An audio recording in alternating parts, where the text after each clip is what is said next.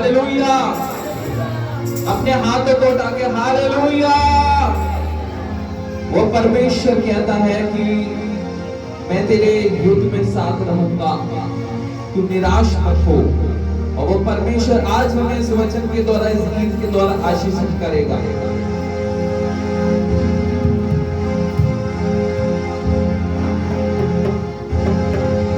यहोवा युद्ध में साथ देगा, उदास न हो मन में। यहोवा युद्ध में साथ देगा, उदास न हो मन में। यहोवा युद्ध में साथ देगा, उदास न हो मन में। यहोवा युद्ध में साथ देगा, उदास न हो मन में। लाल समुंदर लहराए, वीरान की सेना पीछे लगे। लाल समुंदर लहराए, वीरान की सेना पीछे लगे। अकेली चला करे समुद्र सुखावत, जय का झंडा लहराएगा।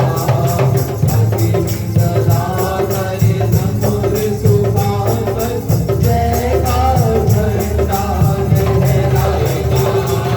यहोवा युद्ध में साथ देगा, निराश न हो मन में।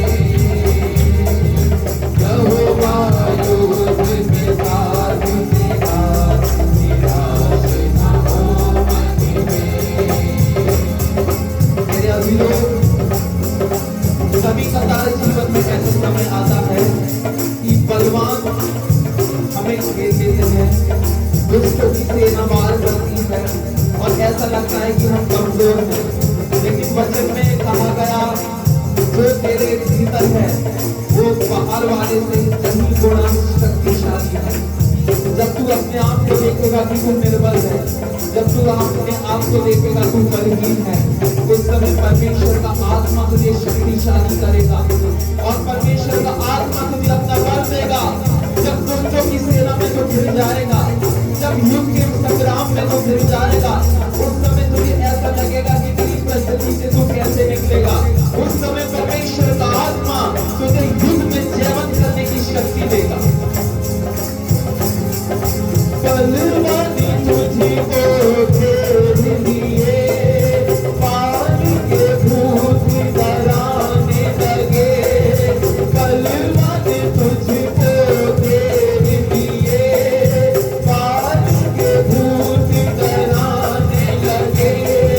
गरीबों को तोड़ कर अगुवाई देकर निश्चय पूरी जय देगा।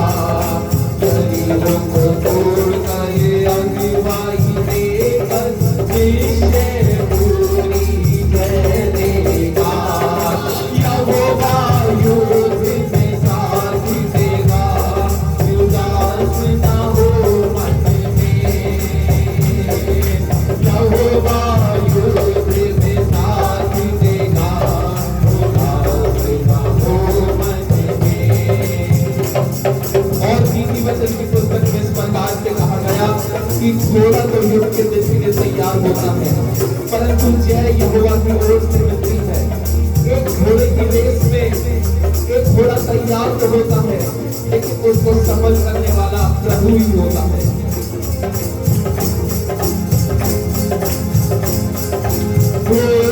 जो युद्ध को तैयार हो, दुष्टों की सेना वार करे। जो युद्ध को तैयार हो, दुष्टों की सेना को वार करे। अग्नि की ज्वाला बन कर यहोवा निश्चय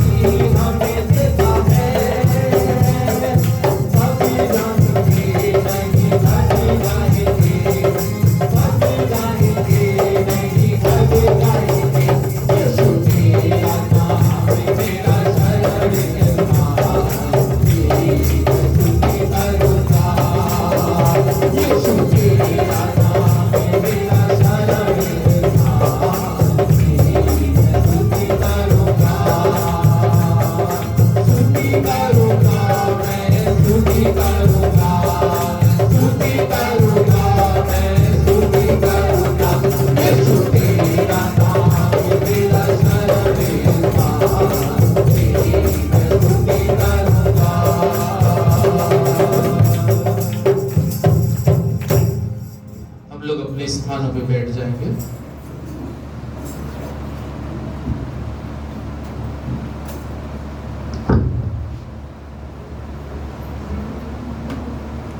हालेलुया।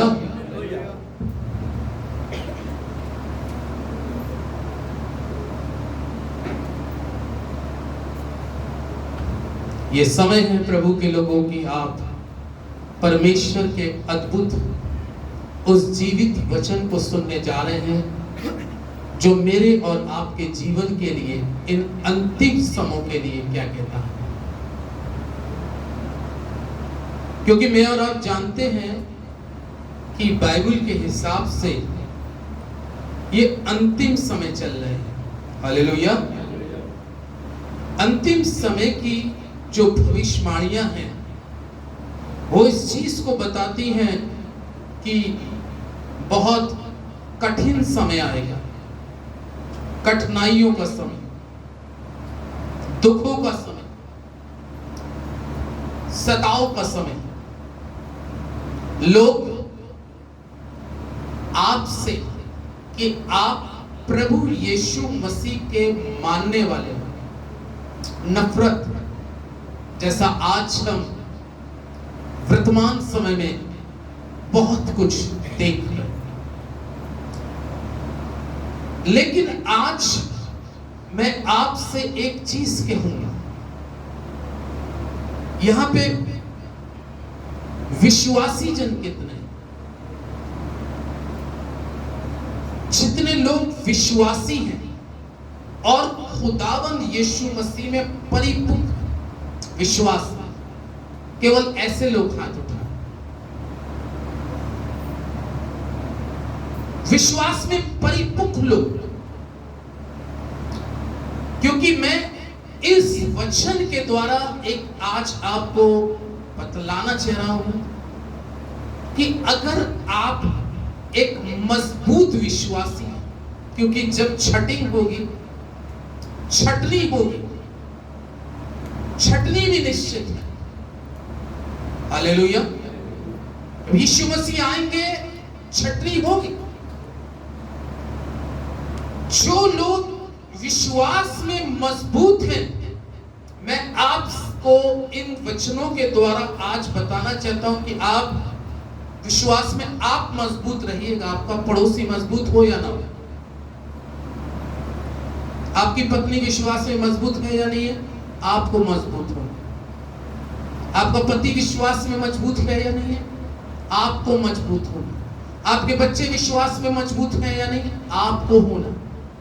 आपका लेखा आपके साथ, आपकी पत्नी का लेखा परमेश्वर के साथ, और आपके बच्चों का लेखा भी परमेश्वर के साथ।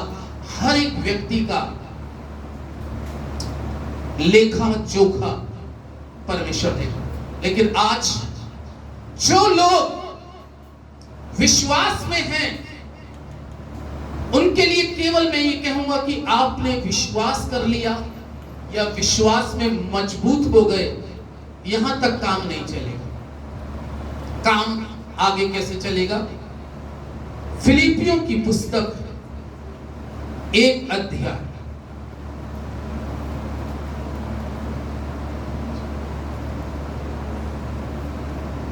फिलिपियों की पुस्तक में पौलुस 1 अध्याय के अंदर में, इस पे अंडरलाइन भी करिएगा कि आज परमेश्वर का जीवित और पवित्र वचन फिलिपियों की पुस्तक के अनुसार 1 अध्याय के 29वें पद में क्या कहता है मालूम?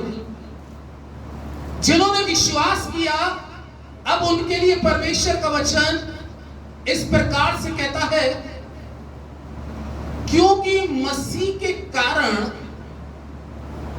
तुम पर यह अनुग्रह हुआ कि ना केवल उस पर विश्वास करो, पर उसके लिए क्या उठाओ? दुख भी उठाओ। आमीन। हमने विश्वास कर लिया, ये बहुत अच्छी बात है। लेकिन क्या ये विश्वास आपका वो समय जब दुख उठाने का, विश्वास तक तो बात हम समझते हैं कि सब विश्वास कर रहे हैं। एक जगह बाइबल कहती है कि दुष्ट आत्माएं भी विश्वास करती हैं, ये भी लिखा। दुष्ट आत्माएं भी विश्वास करती हैं कि परमेश्वर का पुत्र यीशु है, वो भी विश्वास करती है। लेकिन यहां पर पौलुस फिलिपियों की पुस्तक के मुताबिक कहता है ये उसका अनुग्रह तुम्हारे ऊपर हुआ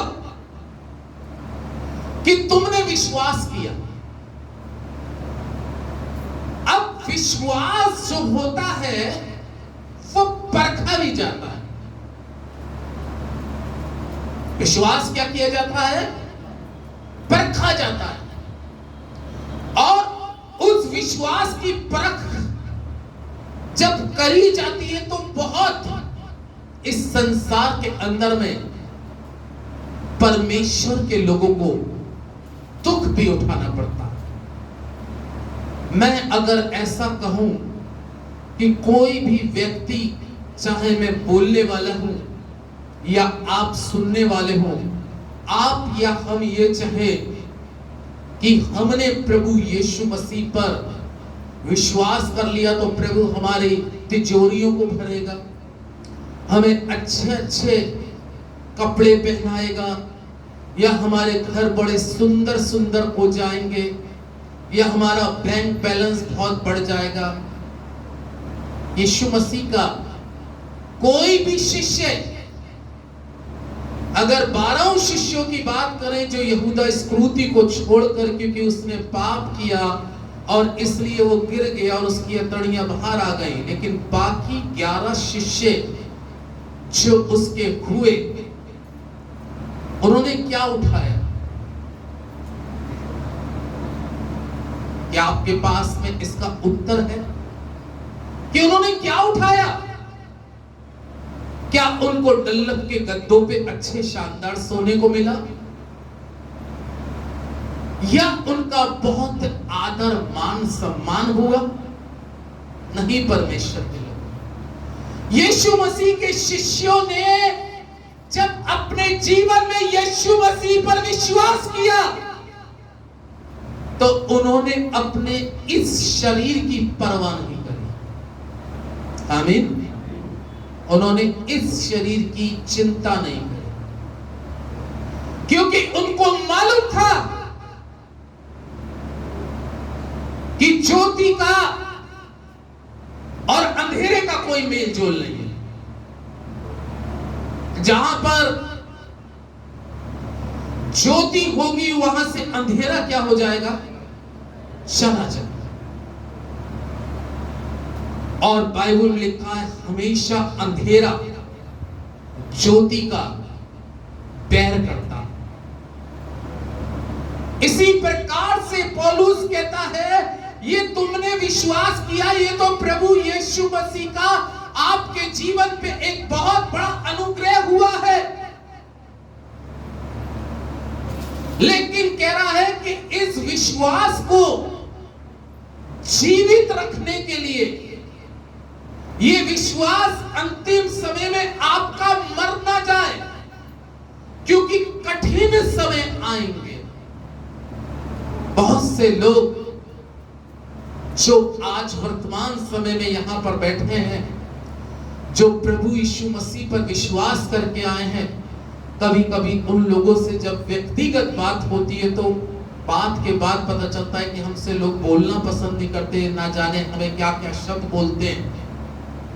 दुख, ये तो केवल एक छोटे शब्दों का दुख है। लेकिन क्या आपने यूहन्ना के बारे में पढ़ा कि यूहन्ना ने कैसा दुख उठाया? मसीह यीशु मसीह पर विश्वास करने के बाद वो सुसमाचार की सेवा में जब लग गया, उसको कोई ऐश आराम वाली जिंदगी नहीं मिली। कलाम कहता है प्रभु के लोगों, उसकी मृत्यु के बारे में अगर हम यूहन्ना की मृत्यु के बारे में सोचें तो यूहन्ना ने ऐसा दुख उठाया जिसको सुनकर आपका बदन कपकपाने लगेगा। मालूम है, एक समय ऐसा आया कि यूहन्ना सुसमाचार सुनाने में और मसीह का प्रचार करने में हर एक जातियों में, हर धर्म के लोगों में प्रचार करने को जा रहा था, क्योंकि जाति और धर्म जमीन पे बना है, परमेश्वर की यहाँ कोई जाति नहीं है। हालेलुया। इसलिए लिखा है जो कोई उस पर विश्वास करे। हालेलुया।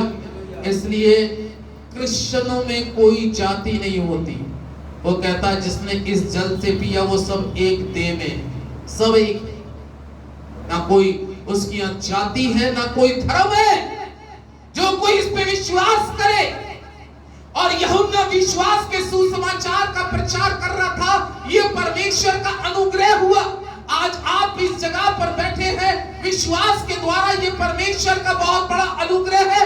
लेकिन पौलुस कहता है इस पद के अंदर में, ये तुमने विश्वास किया, लेकिन एक चीज और वो बता रही कि विश्वास के साथ दुख भी उठा। विश्वास के साथ क्या उठा? दुख। यही तो अभी हमने पढ़ा। मैं यूहन्ना की गवाही दे रहा था, और यूहन्ना की मृत्यु के बारे में ऐसा कहा जाता है, बाइबल स्कॉलर्स बताते हैं, एक बड़ा सा कढ़ाव और उसको तेल से भर दिया, और उस तेल को इतना खौलाया कि खोलते हुआ तेल दिखाई दे रहा था, और उसके अंदर में यूहन्ना को डाल दिया, उसमें उसकी मृत्यु। केवल इस बात को कि यूहन्ना के लास्ट समय में विश्वास को तोड़ने का प्रयास किया जा रहा था कि अब भी तू इस वचन से पीछे हट जा।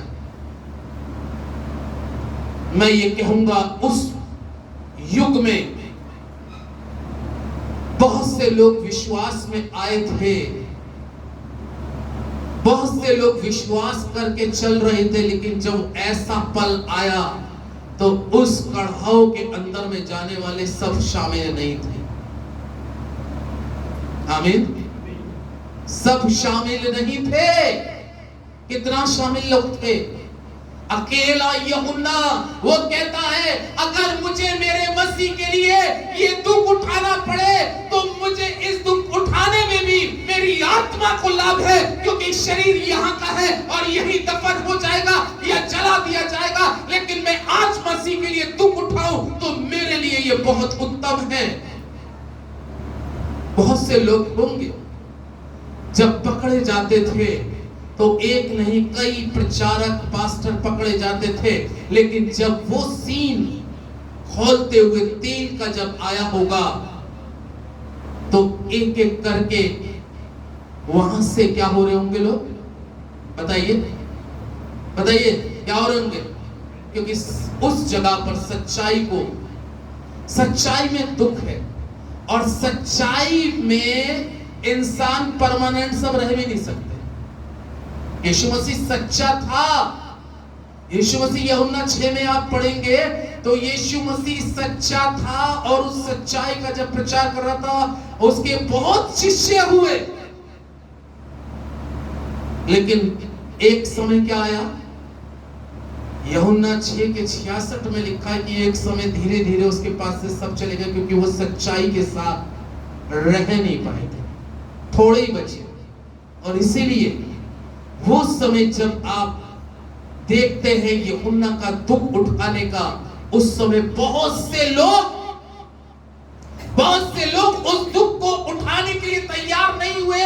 लेकिन यूहन्ना के लिए लिखा है कि उसको उस कड़ाव में डाला गया। उसने कहा कोई बात नहीं, अगर मेरा आज विश्वास है, मेरा प्रभु जिंदा है, अगर मुझको मसीह के लिए इस खोलते हुए कड़ाव में जाना भी पड़े तो मैं इस दुख उठाने के लिए, मसीह के लिए, बोलिए क्या हूं?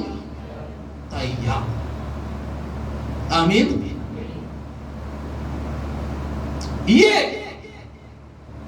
क्योंकि अंतिम समय में सुसमाचार का प्रचार जो आज हम बड़े कॉमन तरीके से कर रहे हैं और आप बड़े कॉमन तरीके से सुनते हो, आने वाले वक्त में बाइबल ही कहती है इसको कि ये सुसमाचार क्या किया जाएगा, उठा लिया जाएगा। इसलिए तीमुथियुस से पौलुस एक बहुत अच्छी बात कहता है। तीमुथियुस की पुस्तक निकाले, दूसरा तीमुथियुस। मेरा संदेश है विश्वास के साथ दुख भी उठा। दूसरे तीमुथियुस की पुस्तक में परमेश्वर का वचन इस प्रकार से कहता है, 4 अध्याय के अंदर 3 पद से पढ़ रहे हैं आपके साथ 5 पद तक।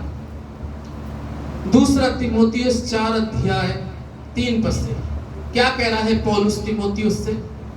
क्योंकि ऐसा समय आएगा। कौन सा समय आएगा?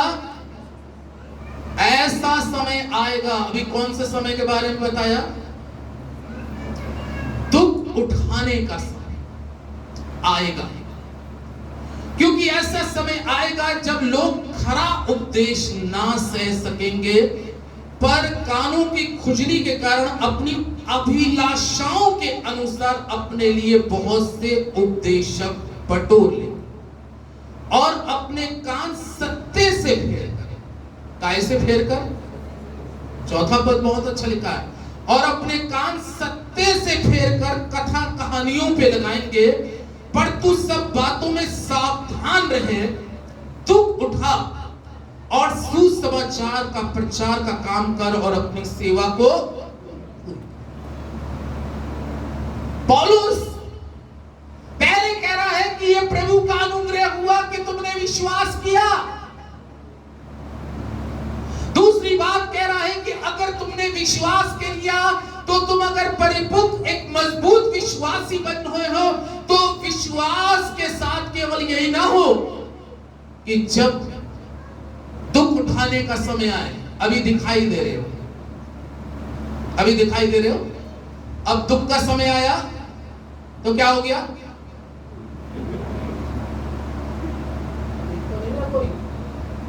हेलो,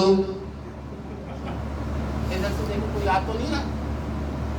कहीं ऐसा तो नहीं है कि जेल जाना पड़े? कहीं ऐसा तो नहीं है कड़ाव में डालना पड़े? ये वाला विश्वास था। अगर ये शरीर भी, यीशु मसीह जब इस संसार में आया, पवित्र आत्मा के द्वारा आया और उसने शरीर में संसारिक खुशियां प्राप्त नहीं करी, प्राप्त करी। कोई ऐसा सोचे कहीं पर अगर आपको लगे कि यीशु मसीह ने संसारिक खुशियां उसको मिली, संसारिक खुशियां नहीं मिली।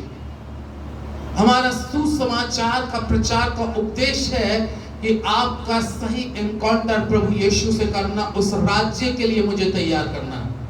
चाहे पूरी 50 साल की सेवा में 5 ही लोगों को तैयार करूं, वहां के लिए तैयार करना, और ऐसे लोगों को तैयार करना है जो यूहन्ना के समान हो, पतरस के समान हो। उल्टी क्रॉस दी गई थी, हालेलुया। ऐसे लोग चाहिए, ऐसे लोग चाहिए। एक इस वचन के उपरांत एक गवाही याद आ रही है, और गवाही है एक बड़े चर्च की। एक बुजुर्ग इंसान थे, बुजुर्ग इंसान थे। उनके गले की आवाज ज्यादा अच्छी नहीं है, बिल्कुल रियल टेस्टमनी, सच्ची टेस्टमनी बता रहा हूं। एक बड़ा खूबसूरत बड़ा चर्च था, जिसके अंदर में 1000 से 1500 लोग करीबन उस चर्च में आते थे। और उस चर्च के अंदर में वो बुजुर्ग, पता है क्या होता था? अगर 9 बजे का चर्च है तो वो 8:30 बजे जाके बैठ जाता था, प्रार्थना करता था। और जब चर्च शुरू होता था, क्वायर खड़ी होती थी, गाने गाती थी, तो वो बुजुर्ग जब गाता था, हालांकि उसकी आवाज अच्छी नहीं थी। क्या नहीं थी? अच्छी आवाज नहीं थी। क्वायर के लोग जब वो गाता था, क्योंकि जहां क्वायर हुआ करती थी उसी के पास में, क्वायर के नजदीक में कुर्सी पे बैठ जाता था, तो उनकी आवाज अलग जाती थी। तो कुछ समय के बाद क्वायर के लोगों ने, पादरी साहब ने वहां के बोल दिया, अंकल आप जब गाते तो सारा तालमेल बिगड़ जाता है। क्या हो जाता है? सुनिए बड़े ध्यान से, ये सही बात बता रहा हूं। तालमेल बिगड़ जाता है, हमारे गानों का सुर बिगड़ जाता है, क्योंकि आपकी आवाज अलग जाती है, क्वायर की अलग। वो व्यक्ति बड़ा मन में शोकित हो गया, बहुत शोकित हो गया। उसने कहा अब मैं आज के बाद चर्च नहीं जाऊंगा, मैं चर्च नहीं जाऊंगा, क्योंकि मेरी गले की आवाज अच्छी नहीं है और गाने वाले मुझे बोल रहे तेरी आवाज तो अच्छी नहीं, अब क्या जाऊं परमेश्वर चर्च। एक संडे को जब वो नहीं गया, वो घर के अंदर में केवल अपने टूटे हुए शब्दों में जैसा आवाज थी गा रहा था। उस दिन पता क्या हुआ? ये वचन मेरे हाथ में, ये सच बात बता रहा हूं आपको। यीशु मसीह उसके कमरे में आके खड़ा हो गया, बेटा आज तो चर्च क्यों नहीं गया? वो रोने लगे, प्रभु वहां तो मेरे से अच्छे अच्छे गाने वाले हैं, अच्छे अच्छे दुआ करने वाले, क्या आपको नहीं मालूम? यीशु मसीह ने कहा, पता है वो जितनी भीड़ थी 1200 लोगों की, उसमें कोई पवित्र इंसान नहीं था, तू ही था। और केवल अकेले में तेरी वजह से जाता था आज चर्च में। आज मैं चर्च में नहीं गया हूं, आज मैं तेरे पास आया हूं। आमीन। महत्व ये नहीं रखता कि हमारे सामने कितने लोग बैठे हैं, और महत्व ये नहीं रखता कि एक व्यक्ति बैठा है। महत्व ये रखता है कि किसकी आवाज से और किसकी प्रार्थना से, किसकी वर्शिप से प्रभु आ रहा है। उन्होंने कहा तू एक सही व्यक्ति था, तेरी आवाज को मैं नहीं देखता था, तेरी सच्चाई, ईमानदारी और पवित्रता को देखकर आज मैं वहां पे नहीं गया हूं, आज मैं केवल तेरे साथ आराधना करने आया। इसलिए पौलुस कहता है अंतिम समय में लोग सत्य से क्या कर लेंगे? क्या कर लेंगे? मुंह फेर लेंगे। अब कुछ इस संसार में ऐसे होते हैं जो केवल इसलिए आए कि मैं बीमार हूं, मेरा थोड़ा सर का चंगा हो जाए, नहीं हुआ प्रभु की मर्जी नहीं करूंगा मैं अभी। अब नहीं हुआ तो पता चला क्या करा उसने, वो दूसरी जगह चला गया। कोई आ गया कि मैं बहुत बड़े कर्जे में हूं, प्रभु मेरा कर्जा उतार दे। तो ये हमारे जीवन में एक क्या चीज आ गई है? पहली से स्वार्थ। क्या आया? स्वार्थ को लेके। क्योंकि बाइबल कहती है स्वार्थी मनुष्य से परमेश्वर प्रसन्न नहीं होते। आज का दिन परमेश्वर ने आराधना के लिए बनाया, उसमें केवल हमें आराधना करनी है, वचन को सुनना है, वर्शिप करनी है। अरे देना और ना देना तो परमेश्वर का काम है। क्योंकि जब हम केवल इस उद्देश्य से आते हैं तो हमारा जिस दिन उपदेश खत्म हो जाता है किसी चीज का, तो उसके बाद में हम फिर वापस नहीं आएंगे, क्योंकि हमारा उपदेश आज क्या हो चुका? बताइए, पूरा हुआ। अब जब नेक्स्ट टाइम नेक्स्ट टर्न लगेगा तो कोई नया उपदेश के साथ आना पड़ेगा कि अब इस चीज के लिए प्राप्त। तो आप अगर स्वार्थ से नहीं आएंगे, एक सही मन से आराधना करने आएंगे, तो ये भी परमेश्वर जानता है। इसलिए पौलुस यहां पर तीमुथियुस को कहता है सुसमाचार का प्रचार का काम कर और अपनी सेवा को पूरी कर। और इस सेवा को पूरी करने में तुझे क्या उठाना पड़ेगा? दुख उठाना पड़ेगा। अब आज के वर्तमान समय का मनुष्य क्या दुख उठाने के लिए तैयार है? बताइए आप, सभी को गरम गरम रोटी बनी बनाई चाहिए होती है। सही कह रहा हूं नहीं कह रहा? दुख आज के वर्तमान समय में सैक्रिफाइस, बलिदान, कुर्बानी, आज के समय में बलिदान कोई नहीं करना चाहिए, सैक्रिफाइस नहीं करना चाहिए। इसलिए पौलुस को जब तीमुथियुस इस पद के अंदर में कह रहा है कि इस सुसमाचार का प्रचार का काम कर, और जो तूने विश्वास पाया है इस विश्वास को बरकरार अपने जीवन में बनाए रखने के लिए दुख का समय भी तेरे जीवन में आएगा, और जब तेरे जीवन के अंदर में दुख का समय आए तो तू उस दुख उठाकर भी, ऐसा नहीं है कि दुख का समय आए तो दुख से तू मुंह मोड़ दे। इसीलिए तो लिखा है, जो हाथ हल पर रखकर पीछे देखता है वो परमेश्वर की सेवा के योग्य नहीं। यानी कि प्रभु के लोगों, कठिन समय, बहुत परिश्रम के समय, बहुत मुसीबत के समय, शायद आप में से किसी ने एक वीडियो अभी कुछ साल पहले देखी हो या ना देखी हो, सीरिया की। मैंने देखी, बहुतों को मैंने फॉरवर्ड भी करी थी। लगभग 12 से 15 प्रभु के लोग, विश्वासी और बड़े स्ट्रॉन्ग, मजबूत में विश्वासी लोग थे जो प्रभु की उपासना करने वाले थे, और उनको आतंकवादी संगठनों ने पकड़ लिया। और मैं देख रहा था कि वो आतंकवादी काले कपड़े पहने हुए थे, मुंह ढाके हुए थे, और इनके पीछे से हाथ शायद 12 से 14 विश्वासी लोगों के पकड़ के ले जा रहे थे और पानी के किनारे ले गए थे, और वहां उनको बंदूक लगा के वो यीशु मसीह के नाम का इनकार कराना चाहते थे। अब भी वक्त है, अब भी वक्त है। उन्होंने अपनी भाषा में बोला, ईसा सलाम को छोड़ दो उसका।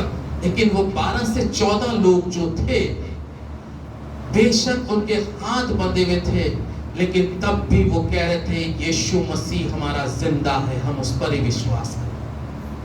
आमीन। हालांकि थोड़ी देर के बाद में उनको झुकाया गया और पानी के किनारे उनकी तलवार से गर्दन भी काट दी, और उनका खून जब पानी में बह रहा था, दिखाई दे रहा था। बड़ा खौफनाक सीन था। लेकिन वचन क्या कह रहा है? वचन क्या सुना भी? वचन बतला रहा है, प्रभु के लोगों, यदि मसीह के कारण तुम्हें दुख भी उठाना पड़े तो दुख उठाने से पीछे मत हटना, क्योंकि ये शरीर किसी भी मनुष्य का परमानेंट नहीं। बहुत से लोगों का ऐसी स्थिति में इनकार हो जाता, बहुत से लोग पीछे हट जाते हैं। लेकिन ये बात पौलुस तीमुथियुस को बता रहा है कि लोग सत्य से पीछे हट जाएंगे। केवल स्वार्थी, लोभी, डींगमार अपने मतलब के लिए तुमको बुलाएंगे, लेकिन ऐसों से चौकस और सावधान भी रहना। लेकिन पौलुस को वो सिखा रहा है, पौलुस तीमुथियुस को सिखा रहा है, लेकिन तू सुसमाचार का क्या कर? प्रचार का काम कर, और अपनी सेवा को क्या कर? पूरी कर। क्योंकि इसी तीमुथियुस के 3 अध्याय को और देखें, दूसरा तीमुथियुस 3 अध्याय का 12वां पद को और देखें, परमेश्वर का वचन क्या कह रहा है। पर जितने मसीह यीशु में भक्ति के साथ जीवन बिताना चाहते हैं, कैसे? पर जितने मसीह यीशु में भक्ति के साथ, यानी कि भक्ति यानी कि पूरा समर्पण हो जीवन बिताना चाहते हैं। अभी हमने विश्वास के बारे में पूछा, कितने लोगों का विश्वास है। अब दूसरा, कितने लोग भक्ति के साथ जीवन बिताना चाहते हैं, यानी कि हमेशा, इसका मतलब है हमेशा भक्ति के साथ जीवन बिताना चाहते हैं। ऐसे लोग कितने होंगे जो हमेशा भक्ति के साथ जीवन बिताना चाहेंगे? सोचिए, ऐसे कितने लोग हैं, पौलुस कहता है तीमुथियुस के माध्यम से, पर जितने भक्ति के साथ जीवन बिताना चाहते हैं, लेकिन आगे क्या लिखा है, क्या किए जाएंगे। फिर वो दो बातें आके खड़ी हो जाती है कि एक तरफ तो आप भक्ति के साथ जीवन बिताने का प्रयास कर रहे हो, लेकिन दूसरी तरफ सताव आपके लिए क्या है, सताव आपके लिए भी तैयार है। क्योंकि यीशु मसीह ने स्वयं इस बात को कहा कि जब वो हरे पेड़ के साथ ऐसा करते हैं तो सूखे के साथ कैसा करें। यानी कि प्रभु यीशु मसीह ने कहा, जब इन्होंने मेरे को नहीं छोड़ा, मेरे को सताया, क्योंकि मैं भी भक्ति के साथ जीवन बिताने के लिए संसार में आया था, और जितनी उम्र मुझको 33.5 वर्ष की दी थी, मैं भक्ति के साथ जीवन बिताता रहा, लेकिन उतना ही मेरे ऊपर में सताव होता रहा, और एक बड़ा सताव के साथ में भी रहकर मैंने भक्ति करना तेरी नहीं छोड़ी। और जो सेवा प्रभु यीशु मसीह को उसके पिता ने दी थी, उस प्रचार को पूरा करने में बाइबल में लिखा है कि यीशु मसीह ने अपने आप को इस संसार के लिए दे दिया। इसलिए पौलुस तीमुथियुस के माध्यम से तीमुथियुस को यह शिक्षा दे रहा है, और तीमुथियुस जो है पौलुस के द्वारा शिक्षा प्राप्त कर रहा है। जैसे आप में से बहुत से लोग हमारे माध्यम से शिक्षा वचन की प्राप्त कर रहे हैं, ऐसे ही पौलुस तीमुथियुस को शिक्षा देते हुए कह रहा, भाई सुसमाचार प्रचार करने के लिए हमेशा तैयार रहे। तूने जो विश्वास पाया है, ये तेरा विश्वास परखा जाएगा, और जब तेरा विश्वास परखा जाए तो कलाम में लिखा है, प्रभु के लोगों, तुम्हारा विश्वास हल्का ना निकले।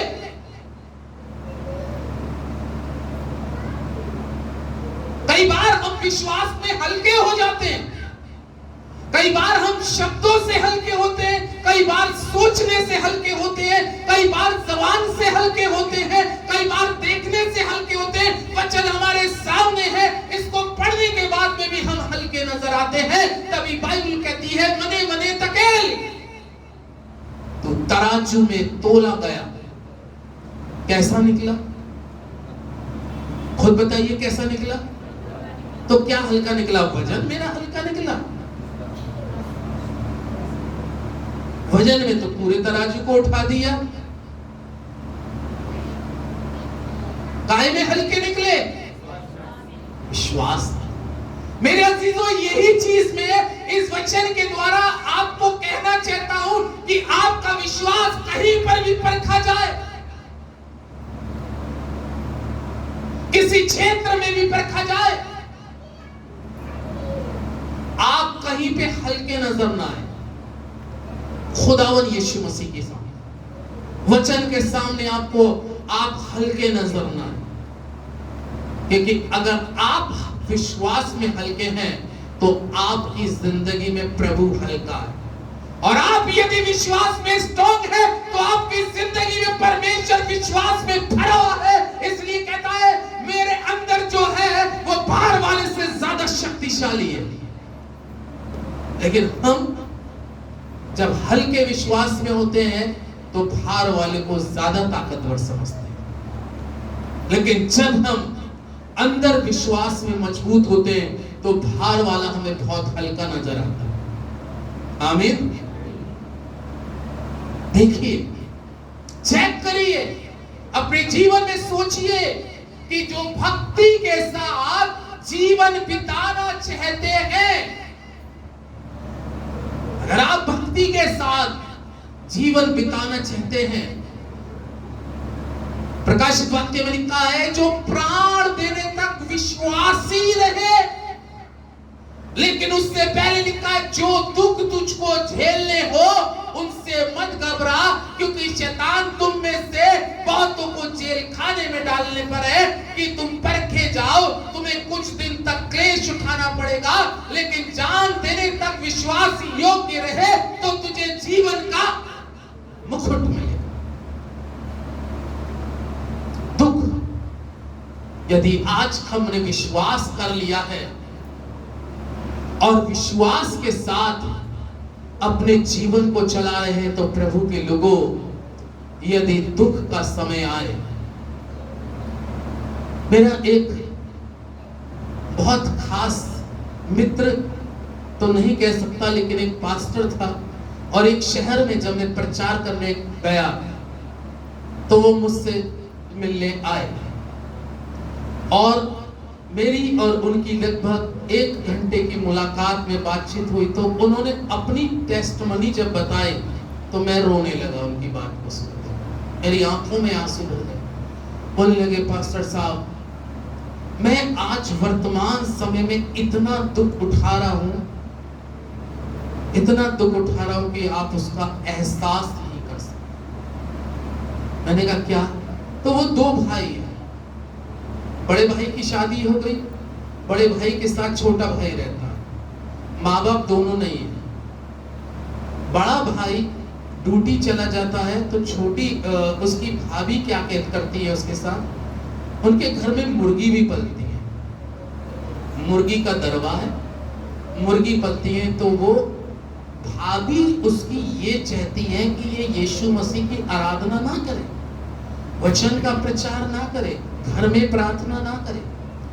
अब उसकी भाभी कैसा सताव उसके साथ करती है, उसको मुर्गी के दर में भेज देती है कि इसकी मुर्गियों की बीट साफ करो, और इसमें रोटी के छोटे छोटे टुकड़े पड़े होते हैं। वो बोले लगे, पता है क्या होता है? वो मुर्गी का दरवा जो है लोहे के जाल से बना हुआ है चारों तरफ से, और फिर वो क्या करती है कि जब मैं अंदर चला जाता हूं तो मुझ में ताला लगा के कहती है, अब यही इस मुर्गी के बर्तन का जो पानी है इसमें बीट भी पड़ी है, वही पीना, और जो मुर्गी के दानों का चूरा यही खाना। बोली 4 बजे जब भैया का आने का समय होता है, 4:30-5 के बीच का, उससे 10 मिनट पहले मुझको खोलती है, और मैं जब भूख के मारे तिलमिलाता हूँ तो ये मुर्गियों की जो चूरा होता है उसको खाता हूँ। मैंने कहा पानी? बोलने के यही पानी जो बर्तन के अंदर में होता है, इसमें बीट भी होती है, गंदगी पड़ी होती है, मुझे यही पीना पड़ता। अब आप बताइए, हमारे और आपके जीवन में तो ऐसे पल अभी नहीं आए हैं कि ऐसे दुख में और आप नहीं उतारे, लेकिन कह रहा हूं दुखों को उठाने के बाद में भी मुझे अगर इस तरीके का भोजन भी मिल रहा है और इस तरीके का पानी भी उठा रहा है, लेकिन फिर भी मैं सुसमाचार का प्रचार करने के लिए आज भी तात्पर तैयार रहता हूं। और जैसे ही मैं मुर्गी के दरवे में से निकलता हूं, मैं तुरंत नहाता हूं और प्रचार करने के लिए निकल जाता हूं, और जो सेवा प्रभु ने मुझको दी है उसको पूरा करने का प्रयास कर रहा हूं। जो लोग भक्ति के साथ जीवन बिताएंगे वो निश्चित है सताए जाएंगे। तभी तो पौलुस कहता है, मैं यरूशलेम में बंधा हुआ जा रहा हूं। मैं, देखिए प्रेरितों 20 अध्याय, अब ये पौलुस अभी तक तीमोथियुस को सिखाता आया, और अब अपने बारे में क्या कहता है। प्रेरितों 20 अध्याय 21 पद से पढ़ रहा हूं मैं आपके सामने। पौलुस कह रहा है, वरन यहूदियों और यूनानियों के सामने गवाही देता रहा कि परमेश्वर की ओर मन फिराना और हमारे प्रभु यीशु मसीह पर विश्वास करना चाहिए। अब कह रहा, अब देखो मैं आत्मा में बंधा हुआ यरूशलेम को जाता हूं और नहीं जानता कि वहां मुझ पर क्या क्या बीतेगा। केवल ये कि पवित्र आत्मा हर नगर में गवाही देकर मुझसे कहता है कि बंधन और क्लेश तेरे लिए क्या है। अब बताइए साहब, क्या कह रहा है? कह रहा मैं यहूदियों को, यूनानियों को ये गवाही देता हूं कि मन फिराकर प्रभु पर विश्वास करो। और इनको गवाही देते देते अब कह रहा है कि मैं आत्मा में बंधा हुआ यरूशलेम को जा रहा हूं। और आत्मा मेरे से क्या कह रहा है? क्या बोला अभी मैंने? आत्मा क्या कह रहा है? लास्ट वर्स कौन सी पढ़ी है? क्या पढ़ा? 23वां पद। केवल यह है कि पवित्र आत्मा हर नगर में गवाही देकर मुझसे कहता है कि बंधन और कलेश के लिए तैयार है। क्या तैयार है? कौन दे रहा है गवाही? पवित्र आत्मा। आप तो सोते हैं पवित्र आत्मा मुझे अच्छे अच्छे फल खिलाएगा, मेरी जेब में हर समय नोट की गड्डी रखेगा। नहीं, वो प्रभु की मर्जी है किसको क्या दे, लेकिन ये तो हमारी सोच होती है। तभी यशायाह में लिखा, तुम्हारी सोच में और मेरी सोच में जमीन और आसमान का अंतर। कह रहा पवित्र आत्मा मुझसे कह रहा है, अभी तक तो तीमुथियुस को ही सिखाता जा रहा है कि तू सुसमाचार का प्रचार कर, दुख उठा, सेवा कर। जो भक्ति के साथ जीवन बिताएंगे वो सताए जाएंगे। ये सब कुछ बताते बताते अब कह रहा है अब आत्मा मेरे से भी बातें करने लगा। अभी तक तो तेरे ही कोई सिखा रहा था,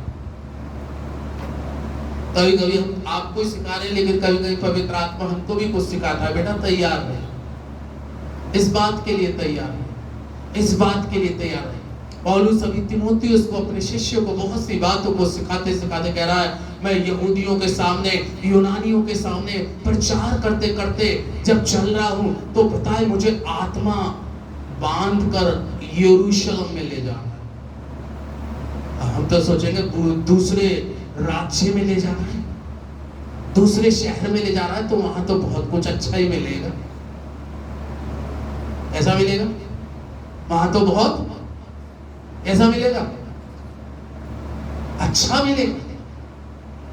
आज मैं जिस जगह प्रचार कर रहा हूं, मेरे लिए आज भी 2 ऑप्शन बाहर के खुले हुए थे बीते समय, और अभी भी एक ऑप्शन खुला हुआ है।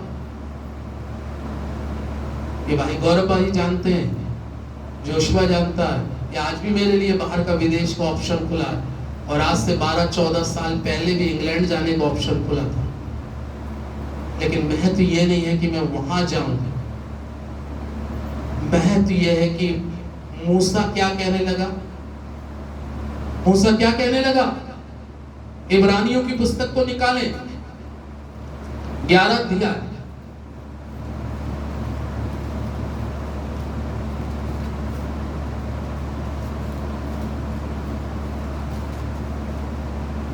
अध्याय, के 25वें पद में पढ़े। क्या नाम क्या कह रहा है?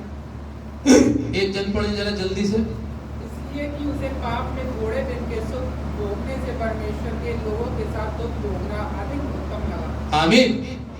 किसको? किसको बताइए, किसको? ये कौन कह रहा है? मूसा के बारे में। किसके बारे में? मूसा के बारे में पौलुस बता रहा है। मूसा मिस्र के अंदर में था, राजा फिरौन की बेटी ने पानी में से इसको निकाल के अपने घर में पाला था। बालक सुंदर और खूबसूरत था। फिरौन की बेटी बड़े प्यार और लाड़ से इसको पालती रही, बड़ा होता जा रहा था। फिरौन के कोई बेटा नहीं था और उस वक्त का वो मिस्र का देश का राजा था। फिरौन के हटने के बाद मूसा राजगद्दी पे बैठने का तय था कि वो बैठेगा। लेकिन बाइबल में लिखा है कि ये बेटा मूसा किसका था? इब्री का बेटा। क्योंकि मिस्र के अंदर में बड़ा भारी दुख का समय आ रहा था, क्योंकि इज़राइल मिस्र के अंदर में गुलामी में था और वहां पर फिरौन ने यह आज्ञा निकाल दी थी कि कोई भी अगर इज़राइली स्त्री के कोई बेटा होता है तो दाइयों को आदेश था कि उसको वहीं पे क्या किया जाए? मार दिया जाए। और जब इस मां ने मिस्र के अंदर में इस बेटे को जन्म दिया, 3 महीने तक छुपा के रखी, लेकिन कब तक मैं छुपा के रखूंगी, पानी में बहा दिया। कलाम लिखा है फिरौन की बेटी नहाने के लिए अपनी सहेलियों के साथ आई, उसने कोई टोकरी में आता हुआ देखा तो उसने टोकरी को मंगवा लिया और देखा एक बच्चा बड़ा खूबसूरत है, बड़ा खूबसूरत था। मूसा के लिए लिखा बड़ा खूबसूरत, पाला उसको अपने घर, सारी मिस्र की विद्याएं सिखाई। लेकिन एक समय उसको मालूम हो गया, क्या मालूम हो गया?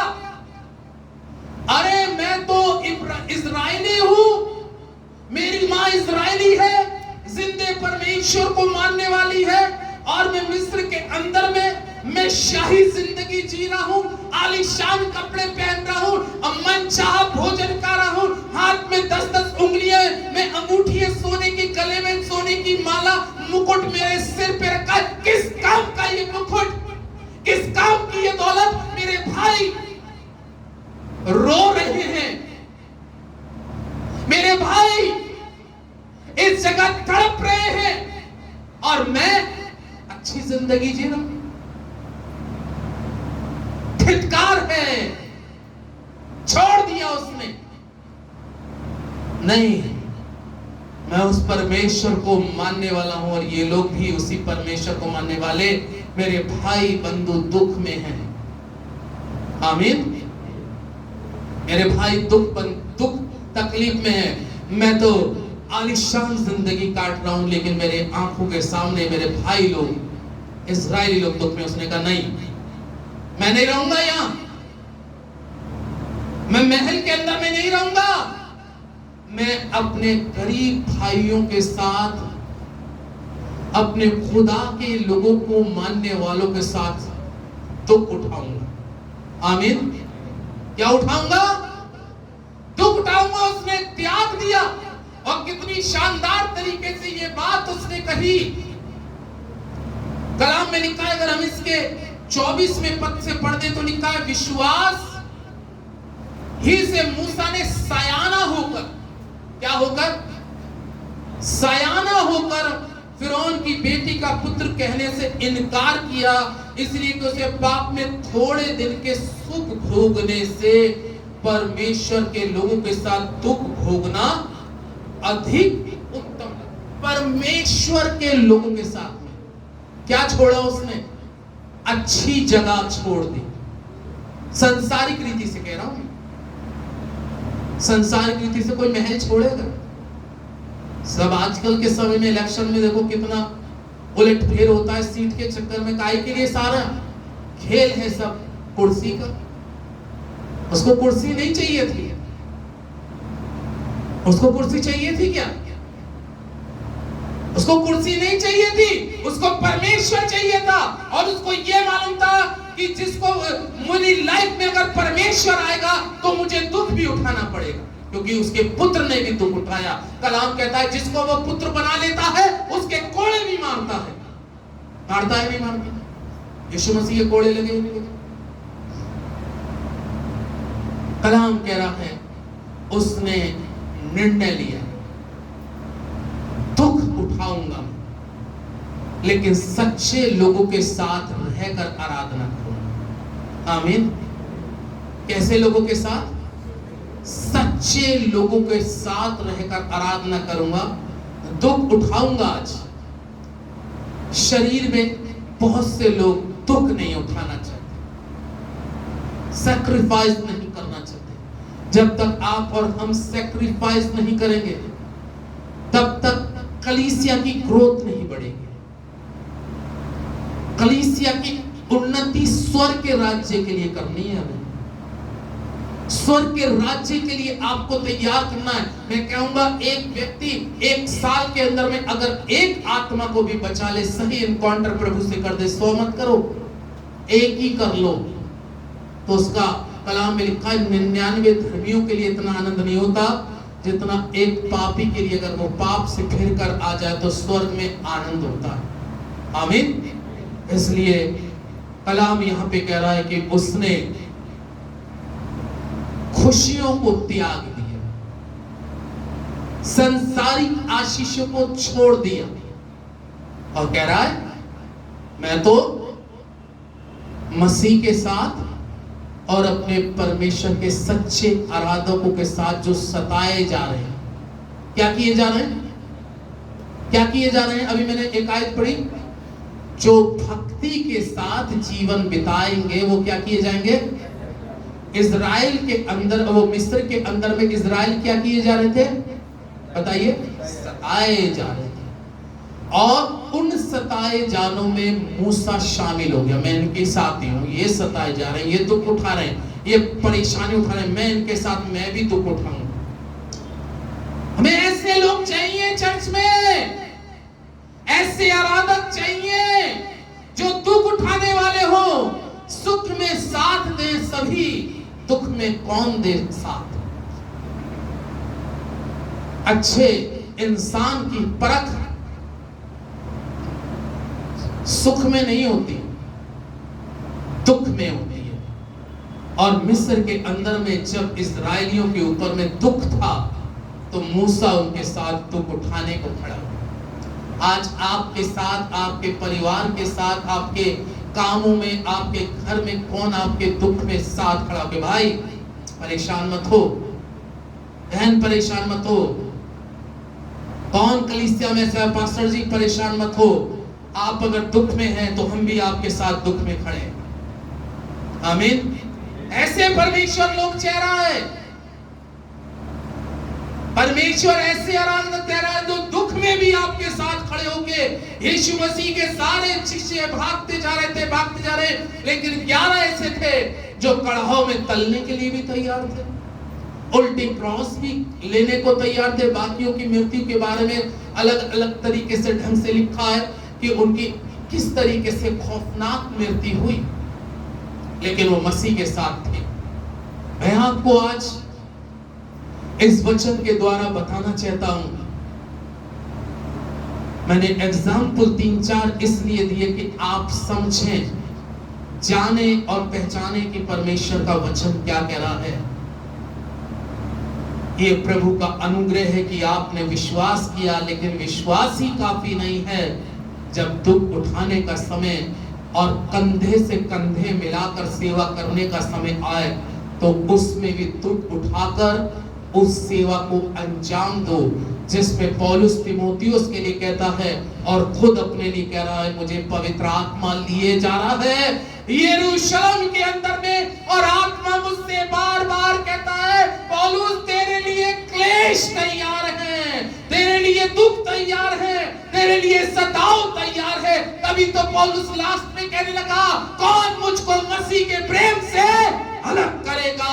वो कह रहा है, अब जीना मेरे लिए मसीह और मर जाना प्रभु में लाभ की बात है, क्योंकि आत्मा ही जब मुझसे इस बात की गवाही दे रहा है, तेरे लिए दुख, क्लेश, मुसीबतें तैयार हो। कह रहा आत्मा मुझे बांध कर ले जा रहा है, बाहर ले जा रहा है।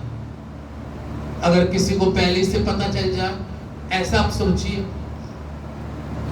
ऐसा सोचिए, आप किसी को पहले से पता चल जाए कि मुझे आत्मा वहां दुख देने ले जा रहा है, मेरे लिए सताव होगा, मेरे लिए बहुत परेशानी वाली बात होगी, और आत्मा कह रहा वहां चल, आपको पता चल जाए, क्या करोगे? जाओगे? ये तुरंत जीवन में निर्णय बदल जाएगा, बदल जाएगा नहीं बदल? अरे आत्मा ही ने तो बताया वहां मत जाइए, वो कह रहा है कि मुझे आत्मा ही बता रहा है कि चलो वहां, और तेरे लिए क्या तैयार है? हालेलुया, तेरे लिए सारी मुसीबतें तैयार है।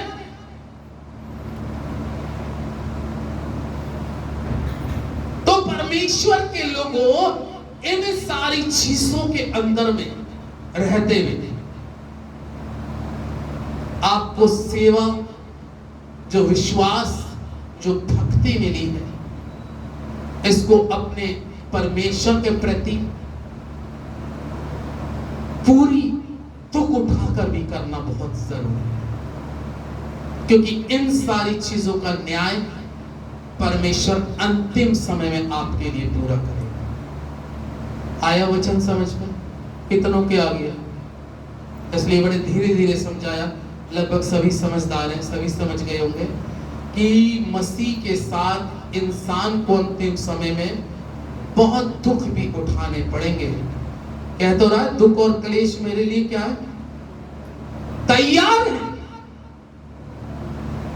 अब हमें तो आनंद चाहिए, वो आनंद का भी समय आएगा। संसार में भी प्रभु चाहे तो आनंद देगा, नहीं तो आत्मा तो हमेशा आनंदित रहेगी। बेशक लाजर ने जिंदगी भर टुकड़े ही खाए, किसके? धनवान के क्या खाता रहा, लेकिन बाद में क्या मिला उसको? शरीर में उसने निश्चित दुख उठाया, लेकिन मृत्यु के बाद अब्राहम की गोद का जिक्र आता है, आनंद कर रहा, वहां से वो परेशान है धनवान कि अब उंगली का सिरा पानी में भिगोकर इससे कहे कि मेरी जीभ को ठंडा कर दे, मैं ज्वाला में क्या हो रहा हूं, क्योंकि तूने उसको दुखी तो दिया था, तो चेता तो अच्छा देता उसको। कैसा देना चाहिए था उसको, कैसा देना चाहिए था? वो क्या देता था धनवान उसको? झूठन ही तो देता था। अब बोरे झूठन, तो झूठन बोने के बाद में क्या निकलेगी? झूठन ही तो निकल के आएगी। अब वहां झूठन ऐसे निकली कि ज्वाला में तड़पने लगा। इसलिए परमेश्वर के लोगों, इस सेवा के अंदर में यीशु मसीह भी लास्ट समय तक दुख उठाते उठाते उसने अपनी सेवा को जो पृथ्वी पर मिली थी उसको पूरा किया। मुझे और आपको भी जिंदगी में जो समय मिला इस पृथ्वी पे, बात ये नहीं कि सुख आपके साथ है या दुख आपके साथ है, वो परमेश्वर का पुत्र वही है जो दुख में भी खड़ा है, वही परमेश्वर का पुत्र है जो सुख में है, वही परमेश्वर इस अंडर यहाँ पे बेसमेंट में है, वही परमेश्वर बड़ी जगह पे भी है। लेकिन सच्चे आराधक कहां पर है? स्वतंत्र हैं हम सब। जहां सच्ची आराधना मिले वहां जाइए, जहां सच्ची आराधना और सच्चे आराधक मिले, सब स्वतंत्र हैं, वहां जाइए जहां पर आपकी आत्मा का लॉस ना हो, माइनस में ना जाए। क्योंकि जो गए हैं अब उनकी बातें बाद में सुनते हैं तो बड़े हताश और निराश और मायूस है। लेकिन जहां आपको आत्मा की उन्नति मिले, चाहे 4 लोगों, तो वो 4000 की भीड़ से होता है। आमीन। 4000 की भीड़ से। तभी यीशु मसीह ने ज्यादा नहीं कहा, कह रहे 2 लोग एक मन के हो जाएं, मांग लो ऊपर से जो आ जाएगा। अब 2 ही लोग एक मन के नहीं हो पा रहे। 2 लोग एक मन के होके मेरे पिता से कुछ मांगे, मिल जाएगा। बांध दे, स्वर्ग में बंध जाएगा। जहां परमेश्वर की प्रेजेंस, परमेश्वर की आत्मा, जहां आपकी आत्मा का लॉस ना हो, उस जगह पे जाइए। चाहे जगह छोटी हो या बड़ी हो या पेड़ के नीचे हो, वहां पे आराधना करिए जहां यीशु मिल जाए। जकई को मालूम था पेड़ के नीचे मिलेगा यीशु, कहां मिलेगा? जकई को मालूम था, कंफर्म था मुझे यीशु कहां मिलेगा। तो किसी बड़े चर्च में तो नहीं गया, वो कहां गया? पेड़ पे ही बैठ गया। उसको मालूम था यहीं पे मिलना है मुझे यीशु, तो पेड़ के नीचे ही मिल जाए प्रभु, वहीं पे आराधना कर लो जहां यीशु मिले। और जहां पे सच्चे आराधक मिले, वहां पे आराधना करने से आपकी और हमारी आत्मा को बेनिफिट है। शरीर तो सबका नाशवान है, कुछ मरेंगे तो गाड़ दिए जाएंगे, कुछ मरेंगे तो जला दिए जाएंगे, कुछ को ना गाड़ा जाएगा ना जलाया जाएगा, वो वैसी समुद्र में बहा दिए जाएंगे। बहुतों को मछली खा जाती है, जिंदा निकल जाती है। तो ये तो मरने के बाद में इसका कुछ भी होता रहा, इस पे कोई असर नहीं। असर है इसमें आत्मा एक दिन दुखी होगी और यही आत्मा एक दिन आनंदित होगी। आत्मा की चिंता करें और शरीर की ख्वाहिशों को पूरा करने के इरादे ना करें। खुदा आपके साथ है। आइए दुआ। हालेलुया। पवित्र पवित्र पवित्र पवित्र पवित्र पवित्र सेनाओं के यहोवा, हमारे जीवते महान सामर्थी परमेश्वर, करूब पे विराजमान यहोवा, आपसे प्रार्थना करते हैं, आपसे विनती करते हैं प्रभु यीशु मसीह के सामर्थी और अद्भुतकारी नाम में, क्योंकि पौलुस कहता है जो तुमने विश्वास पाया है यही काफी नहीं है, लेकिन इस विश्वास के साथ यदि दुख उठाना पड़े तो उस दुख को आनंद समझ के स्वीकार कर लेना। पौलुस कहता है तीमुथियुस से, तू इस सुसमाचार का प्रचार करने के लिए समय व असमय तैयार रहे और इस सुसमाचार का प्रचार का काम पूरा करता जा। और जानता है पौलुस कि इस सुसमाचार के प्रचार में दुख आएगा, लेकिन तू दुख उठा उठा के उस काम को पूरा करना और उस सेवा को मृत्यु तक अंजाम देना। क्योंकि स्वयं पौलुस कहता है प्रेरितों में, मैंने यहूदियों के सामने, यूनानियों के सामने भी अपने प्रभु यीशु मसीह का प्रचार करने से इनकार नहीं किया और उनको भी समझाता रहा, सिखलाता रहा कि अब भी मन फिराकर अपने परमेश्वर की ओर फिर जाओ, क्योंकि आत्मा मुझे बांधा हुआ यरूशलेम में ले जाता है और आत्मा मेरे लिए ही गवाही देता है। पौलुस, तेरे लिए दुख, क्लेश, मुसीबतें, सताओ तैयार है। क्या तू इन सब में भी रहकर मेरे लिए, मेरे वचन के लिए जीने की याचना करेगा, या इन सारी चीजों को देख के तेरा मन भयभीत और घबरा जाएगा? लेकिन अय्यूब, पौलुस, मूसा, ये ऐसी शख्सियत हुई, तेरे नबी ऐसे हुए, यूहन्ना, पतरस, थोमा, इंद्रियास, ये ऐसे हुए, इन्होंने अपने शरीरों की परवाह नहीं करी। आज जो लोग शरीर की परवाह करते हुए चलते हैं वो परमेश्वर के राज्य के योग्य नहीं, क्योंकि यह शरीर परमेश्वर के राज्य में नहीं जाएगा। शरीर की लिए जीना मत सीखो, बल्कि आत्मा के लिए जीना सीखो। और आत्मा में यदि बंधे हुए जा रहे हो और आत्मा पौलुस के समान कह रहा है जो दुख उठाने हैं, तो उन दुख उठाने में भी अपने को सौभाग्य समझो कि मुझे मसीह के लिए दुख उठाना पड़ा। प्यारे खुदावंद, आज मैं तुझसे प्रार्थना करता हूं, हमारी कलीसिया में अग्नि वाले लोग बना दे। हमारी कलीसिया में प्रभु तेरी तेजीवी आग लगने पाए,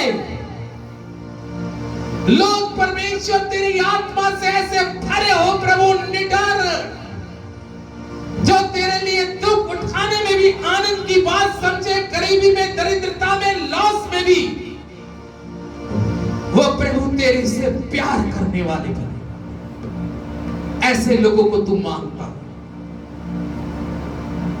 हम मूसा को देखते हैं कि जिसने खुशियों को त्याग दिया, उसको दुख ज्यादा अच्छा लग रहा है, क्योंकि वो स्वयं कहता है मुझे थोड़े दिन के सुख के दिन इस संसार में काटने के लिए अच्छा है मैं परमेश्वर के आत्मिक लोगों के साथ दुख उठाऊं और उस सेवा को पूरी करूं, क्योंकि क्लेश तो मेरे लिए तैयार है, सताव तो मेरे लिए तैयार है, अपमान मेरे लिए तैयार है, आलोचनाएं मेरे लिए तैयार है, लेकिन उसके बावजूद भी मैं मसीह के लिए दुख उठाने के लिए तैयार हूं। प्यारे प्रभु, ऐसी कलीसिया और ऐसे एक एक शख्स हमारी कलीसिया में भर दे, भर दे। ये कलीसिया तेज सी भी कलीसिया हो जाए, जिसमें न दाग हो, न झिर्री हो, न कलंक हो, चाहे थोड़े हो या ज्यादा हो। महत्व ये नहीं है, महत्व ये है कि सच्चे आराधक होने पाए। ऐसी ब्लेसिंग, ऐसी आशीष तू सभी को प्रदान कर दे प्रभु। लोगों में सुधार ला, आत्मा सुधारे प्रभु, आत्मा लोगों को समझाए, आत्मा बताए कि हम इस देश से कैसे उन्नति कलीसिया की कर सकते हैं, कैसे हम इस देश से स्वर्ग के राज्य में आत्माओं को तैयार करके ले जा सकते हैं। प्रभु दुआ कर दे, एक एक जीवन को आशीष दे। हम इस समय पठानकोट में जो बेटा यश जॉन है प्रभु, उसका तूने मिलिट्री में सिलेक्शन किया, और प्रभु जबकि वो देहरादून से अब पठानकोट में है प्रभु, और उसको डेंगू हो गया, प्लेटलेट डाउन हो गई है, लेकिन परमेश्वर तू हील करने वाला परमेश्वर, उसको पूरी चंगाई की आशीष दे दे कि वो चंगा हो जाए, ताकि अपनी ट्रेनिंग को पूरा करे। प्रभु हमारी कलीसिया को आशीष कर, जागृत कर, आत्मा जागृत करे और आत्मा कलीसिया की अगुवाई करे, अपने वचनों में बढ़ने की तू आशीष करे। जो लोग प्रभु किसी कारणवश नहीं आ पाते, जिनके मन डगमगा रहे हैं, जिनके मन विचलित रहते हैं, जो लोग प्रभु जी एक जगह स्थिर नहीं रह पाते, उनको भी तुम मन फिराव का अवसर दे कि वो तेरे नजदीक आए और तुझ जीते परमेश्वर से अपना रिलेशन, संबंध और गहरा बना सके। मैं आपका धन्यवाद करता हूं, दुआ करता हूं प्रभु इस जगह पर अपनी आशीष दे, ब्लेसिंग कर। हमारी बेटी प्रिंसी के जो भी कानों में दर्द है, उसके कानों के दर्द को, सारे कारणों को हील कर दे, अपनी संपूर्ण चंगाई दे। यहाँ पर जितने लोग हैं प्रभु, यदि कोई बीमार है, यदि कोई दुख में है, यदि कोई पीड़ा में है, अपने हाथ को बढ़ा दे प्रभु और उसको छू ले, इसी समय चंगाई दे दे। तेरे लोगों के कामों में आशीष आ जाए, इनके रोजी रोजगारों में बरकत आ जाए प्रभु। ये कलीसिया आत्मिक और संसारिक रीति से फलवंत हो जाए। आपका धन्यवाद करते, एक एक जीवन को आए हुए तेरे हाथों में सौंपते हुए इस दुआ को प्रभु यीशु के नाम से मांगते हैं, आमीन।